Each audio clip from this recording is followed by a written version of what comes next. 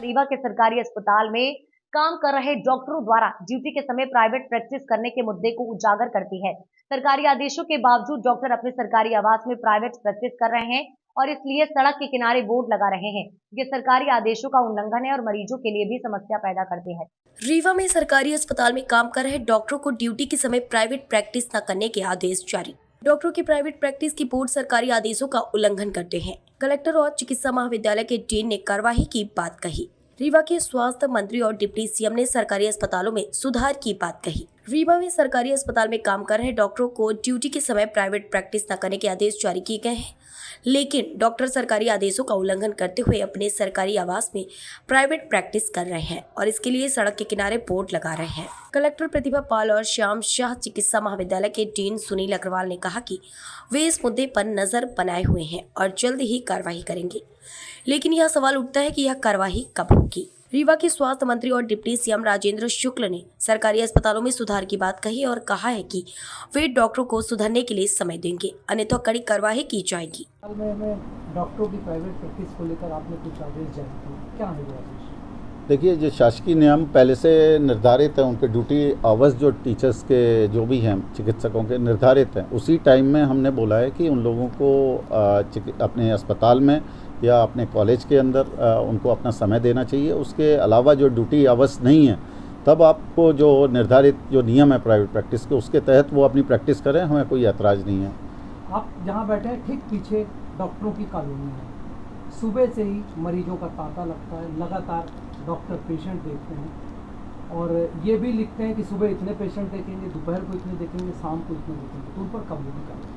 बिल्कुल, हम उस पर यही हमने सब चीज़ें संज्ञान में हमारे आई हैं, लेकिन अभी हम उसका परीक्षण कर रहे हैं, हम उसको हिदायत दे रहे हैं, निर्देशित किया हुआ है और उस पर फिर हम फिज़िकल वेरिफिकेशन करेंगे सभी की क्लिनिक पे, डॉक्टर्स क्लिनिक पे।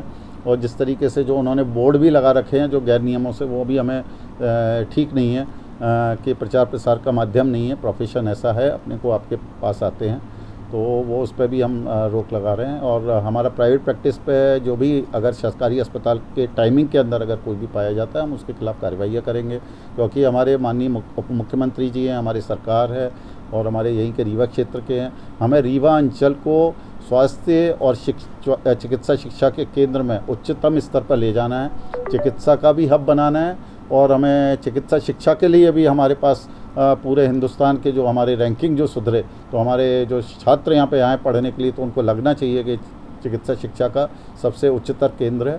तो ऐसा हमें स्थापित करना है। हमारे चिकित्सक भी इसमें हमें सहयोग प्रदान कर रहे हैं, लेकिन कुछ ऐसे हैं किस्से जिनको हमें लगाम भी लगानी है और उनके खिलाफ कार्रवाई भी करेंगे।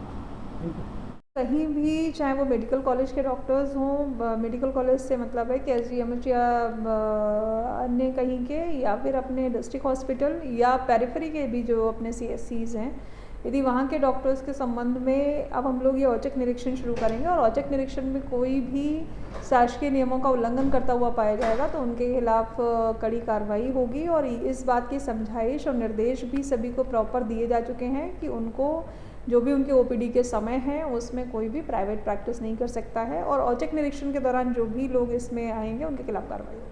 अगर कर रहे हैं मैडम तो उस पर डेफिनेटली कार्रवाई होगी, क्योंकि जितने बजे तक का उनका समय रोस्टर में नियत है उस समय पर संबंधित जो भी स्वास्थ्य संस्थान है उनका वहाँ होना आवश्यक है।